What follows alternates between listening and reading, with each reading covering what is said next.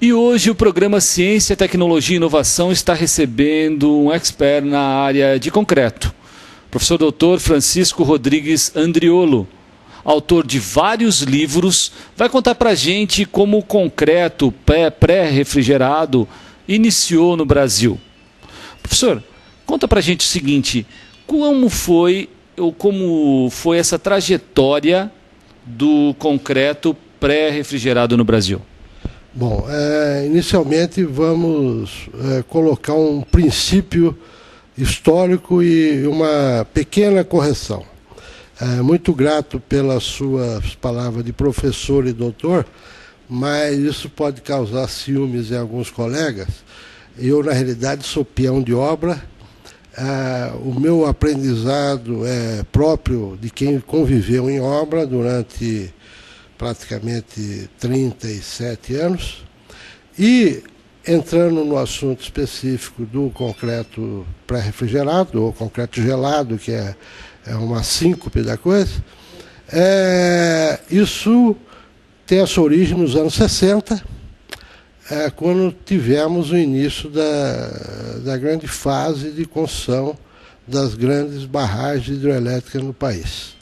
Naquela época, as entidades tipo CESP, Celusa na época, Copel, Furnas, precisaram construir rapidamente esses empreendimentos e viram que tanto os institutos ligados às universidades, o próprio IPT, na época, tinham dificuldade de gerenciar os problemas nas mesmas velocidades requeridas pelas essas entidades. O que essas entidades, então, através dos seus diretores, doutor Lucas Nogueira Garcês e outros, estabeleceram seus próprios laboratórios, chamando um grupo de engenheiros, na época, que tivesse paciência de pesquisador e gana de construtor. Aí é que praticamente iniciou esse ciclo a partir dos anos 60, construção de barragens do tipo as barragens de Furnas, na área de Furnas, Jupiá, na área atual da CESP, e outras no Brasil, na Chesf, na Copel e tudo mais. Dentro desse cenário da construção de barragem de concreto, um fenômeno que ocorre para o endurecimento do concreto é a reação de datação do cimento com os componentes e finalmente com a água. Essa reação de endurecimento é uma reação exotérmica, gera calor, proporcional a um grupo de elementos químicos que possui o próprio cimento e a própria granulometria desse cimento. Então, ao se construir grandes massas de concreto, haveria uma subida de temperatura. Essa subida de temperatura atinge um determinado ponto máximo e depois isso começa a diminuir de temperatura devido à troca de calor com o ambiente. É um fenômeno termofísico, no contato com a fundação ou com as próprias camadas de concreto, geram restrições que induzem a um fenômeno de fissuração. Então nós construiríamos massas grandes de concreto, mas que ficariam factíveis de sofrer fissuração e que com isso a água passaria. Decorrente dessa conceituação, o conhecimento científico viu a conveniência de adotar uma maneira de você reduzir o pico térmico, a temperatura máxima, ou seja, abaixando a temperatura de colocação desse concreto naquele local. Isso leva, então, a um artifício de você introduzir gelo ou refrigerar os agregados, os componentes do concreto, para que essa mistura em seu estado trabalhável fique a uma temperatura menor e o gradiente térmico, sendo o mesmo que de anteriormente aplicado a temperaturas mais baixas, leva a um pico menor. E com a queda, o gradiente de redução de temperatura para o ambiente torna-se muito menor. Então, a estrutura no aspecto de segurança, torna-se mais viável e mais dominada pelo homem.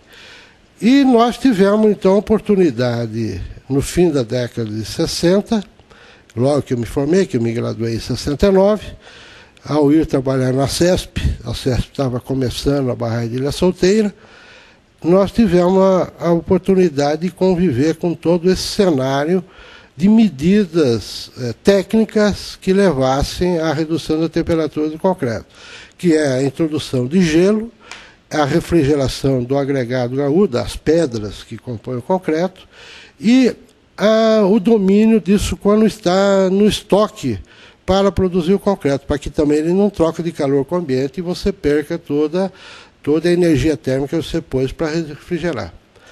São muitos os equipamentos utilizados para que essa troca térmica aconteça, professor. Existe uma mesa de controle sistematizada, automatizada hoje? Como que está a tecnologia para essa técnica hoje? É evidente que, embora isso seja uma técnica aí dos anos 60, ou anterior até, que os americanos fizeram a partir do começo dos anos 60, hoje os recursos de eletrônica, de sistema de comando e os interlocks facilita muito mais do que antigamente. Então, hoje você tem painéis de controle muito mais inteligentes, que determinam as temperaturas dos materiais muito mais facilmente e a ação correspondente desse controle ser muito mais imediata, tá certo? E até o próprio conhecimento técnico dos profissionais leva a um domínio muito mais dinâmico atualmente, tá certo? Professor, como que se conhece as características térmicas do concreto? Quais são vamos pensar no momento exato da aplicação do mesmo, anterior à aplicação do mesmo, como que é feita essa caracterização? Bom, os agregados são elementos obtidos das rochas. Então, precisa se conhecer o coeficiente de expansão térmica, são propriedades físicas, coeficiente de expansão térmica, difusividade, condutividade, e existe uma outra propriedade mais própria do concreto, que é a elevação adiabática de temperatura, ou seja, o quanto aquele concreto, num sistema sem troca de calor, evoluiria a sua temperatura para ter as suas reações de endurecimento.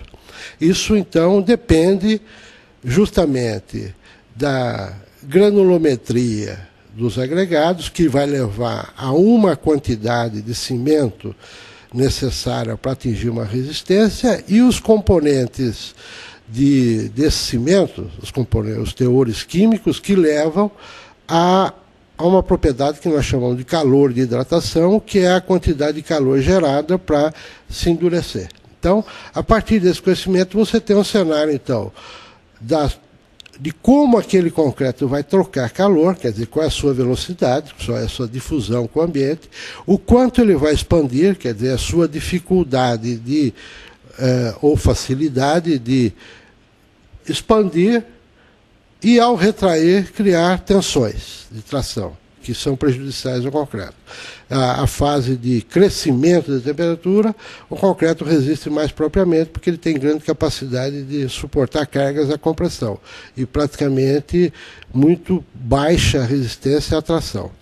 A partir disso aí, então, você tem um cenário de conhecimento das suas propriedades termoelásticas e da sua capacidade de geração. Isso, através de estudos matemáticos, por série de Fourier, você determina, então, como ele vai, na estrutura lançada, no concreto lançado, qual é a troca de calor que ele tem com o ambiente, porque o ambiente pode solicitar mais, por exemplo, uma obra construída a grande altitude ou grande latitude, os gradientes térmicos para o equilíbrio são maiores. Então, a solicitação térmica